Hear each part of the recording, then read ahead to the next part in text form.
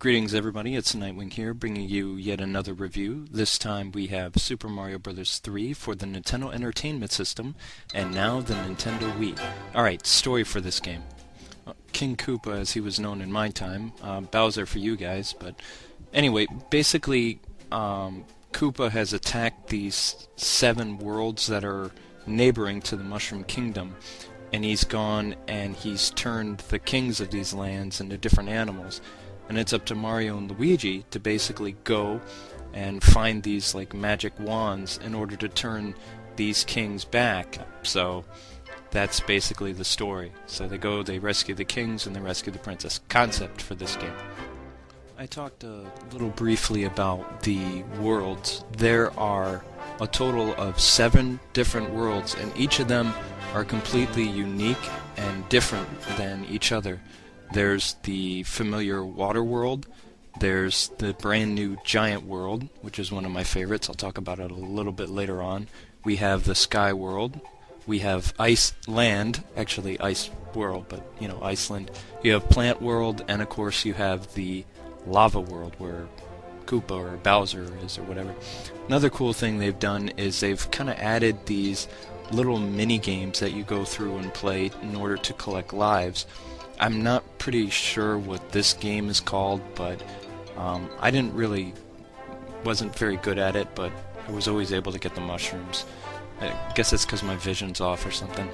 Also, the toad houses store like these different items that you can use on your very long quest, so that's a pretty cool concept in itself, that you know, Toad actually plays a role other than in Doki Doki Mario, which is very cool. And what you're seeing here is just a lot of different items that you can use, stuff like that.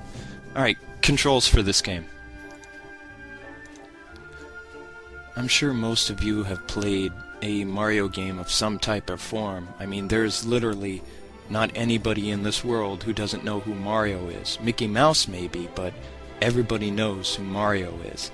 So I'm sure you've played either a Mario Game Boy game, or an NES, or the 64, Super Nintendo, GameCube, or even the Wii, and of course the portable systems.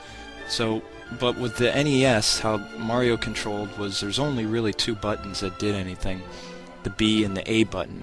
And you're going to hold your B button in to charge up your run, and then you're going to lightly tap on the A button in order to make Raccoon Mario fly, which is pretty cool.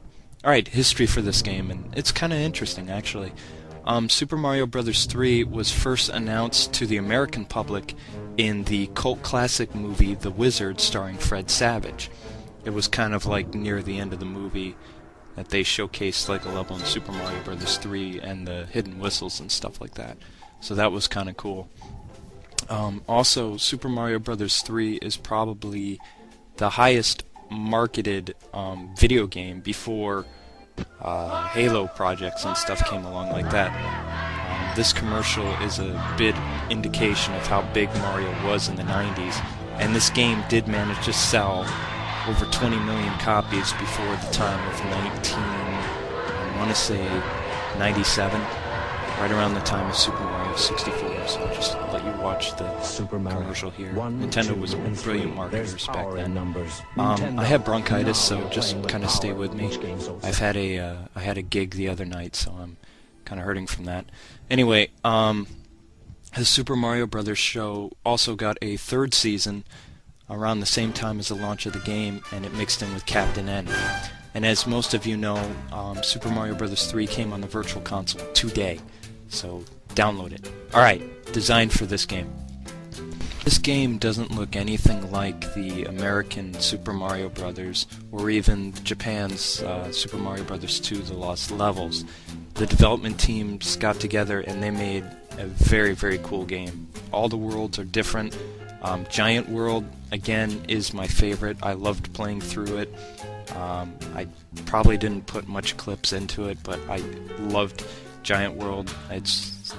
This world right here is one of my wife's favorites, and also the Sky World she liked a lot, just the way it looked. Memories for this game, and this is kind of interesting. When I was a kid, I wasn't very patient when I was playing with people, so I came up with die, die, get a free guy if you die.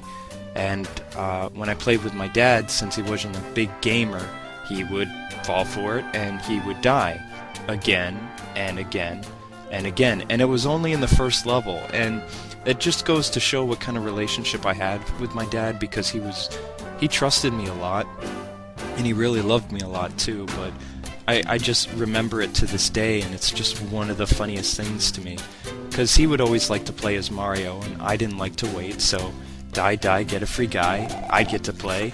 And then once I did get to play with the Luigi, something I would do, I would mock him with my Luigi character. I'd jump up and down just like that, because, I don't know, I was a mean kid, and I just remembered it was so funny. Alright, bad aspect of this game.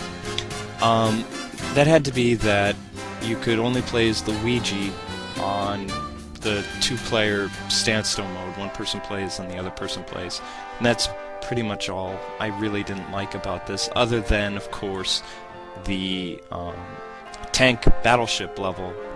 I did get past it when I was a kid, and I just remember how frustrating it was, mainly because it's just a lot longer than the actual Koopaling ships, so it's actually rather difficult too. I mean, I'd like to see a lot of you try it, but I'm not going to be mean, and I'm just going to say it's very, very challenging. How's that? Very, very challenging. Alright, good aspect of this game. For Super Mario Bros. 3, the good outweighs the bad. There are a lot of fun things you can do in this game. I like the little card match thing that would come up every once in a while. I had a lot of fun playing that, and it wasn't really part of the whole game, but it was still fun. Also, Fire Flower Mario was one of my favorite power-ups from the original Mario Brothers, and I liked how they brought that back. The frog suit in Super Mario Bros. 3 is very, very fast to swim underwater, and usually I didn't like the water levels because they were so long, and also his jump is increased. I don't know if he's called the Eskimo Mario or the Hammer Brothers Mario.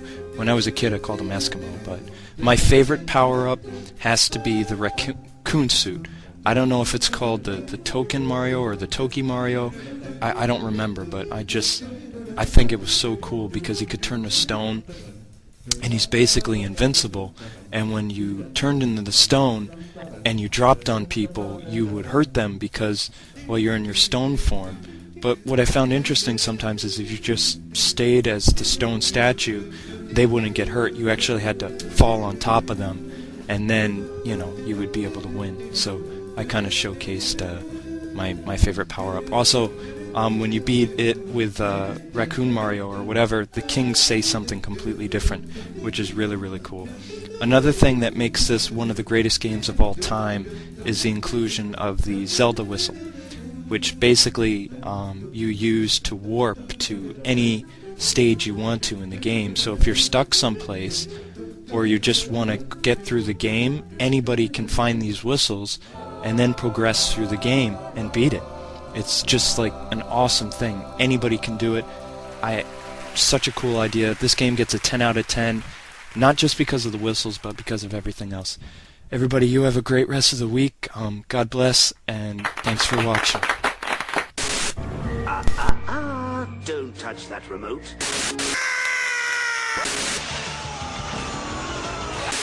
Now that you have learned what you have learned. Excuse me.